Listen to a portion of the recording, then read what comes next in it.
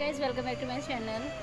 मैं आज आप लोगों से क्वेश्चन कर रही हूँ और मुझे लगता है कि आप मेरे इस क्वेश्चन का आंसर ज़रूर करेंगे। मेरे क्वेश्चन ये हैं दहेज के ऊपर। हम लड़कों को दहेज देते हैं और लड़का हम बिना दहेज के आजकल शादी भी कोई नहीं करता है, चाहे बड़े से बड़े हो चाहे छोटे से छोटे हो, बिना दहेज की शादी ही नहीं हो सकती। ऐसा रिवाज बनता हुआ आ रहा है और इस रिवाज को ऑलमोस्ट सभी फॉलो करते हैं, गरीब से गरीब, अमीर से अमीर। लेकिन एक बात मेरा कहना ये है, दहेज क्यों दिया जाए? बेटी देते हैं, वो बेटी अपने घर में पाल पोस के बड़ा करने के बाद आपको दिया जाता है, आपके ज़िंदगी भर आप उन्हें रखते हैं, ठीक है। लेकिन क्या वो आपके लिए उतना कुछ नहीं करती है? आपके घर में रहने के लिए वो सुबह से लेके शाम तक आप लोगों का सेवा पानी, घर का हर काम को करती है और उसे रखने के लिए, उस घर में रखने के लिए दहेज मांगा जाता है कि हम उसको रख रहे हैं इसीलिए माँ बाप से दहेज ले रहे हैं। अब मेरे को दहेज का मतलब नहीं समझ आया, दहेज क्यों मांगी जाती है?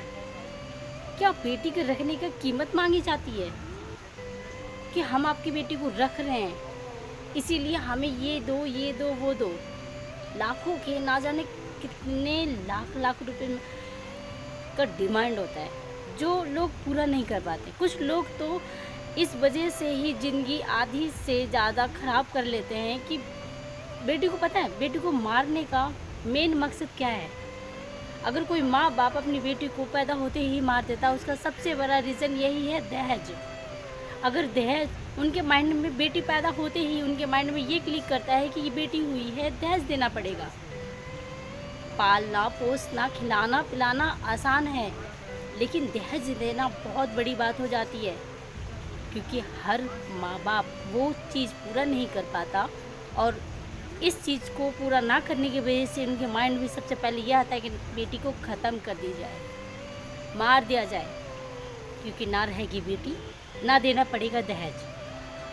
उन्हें इस वजह से ना ही पढ़ाया जाता है, ना ही लिखाया जाता है, ना ही उन्हें आगे बढ़ने की सीख दी जाती है। उन्हें सिर्फ दी जाती है घर के कामकाज।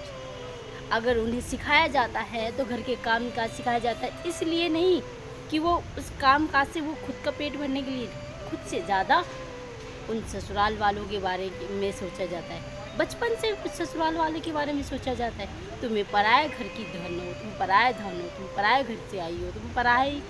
क्या एक माँ बाप भी एक पराया पराया पराया कहकर ही पालता है? उसे अपना कहने से डर लगता है। क्या रिवाज है ये? इस रिवाज को पूरा करते करते इंसान खत्म हो जाता है। मिस, आप प्लीज़ मुझे इस बात का कमेंट सेक्शन में ज़रूर मुझे बताइए कि दहेज क्यों देना है। दहेज देने का एक मकसद होता है ना। हर एक इंसान कुछ खरीदता है, कुछ भी पैसा देता है, फिर वो सामान लेता है। तो क्या बेटी को रखने का आप लोग कीमत लेते हैं? क्या आप मुझे इस सवालों का जवाब दे सकते हैं? अगर दे सकते हैं तो प्लीज़ मुझे ज़रूर दीजिए कमेंट सेक्शन में कि हम दहेज इसलिए लेते हैं, रीज़न बताइए।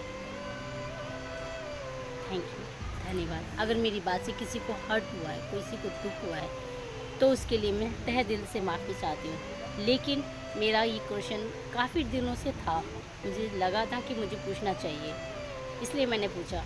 अगर आपको बुरा भी लगा हो तो सॉरी।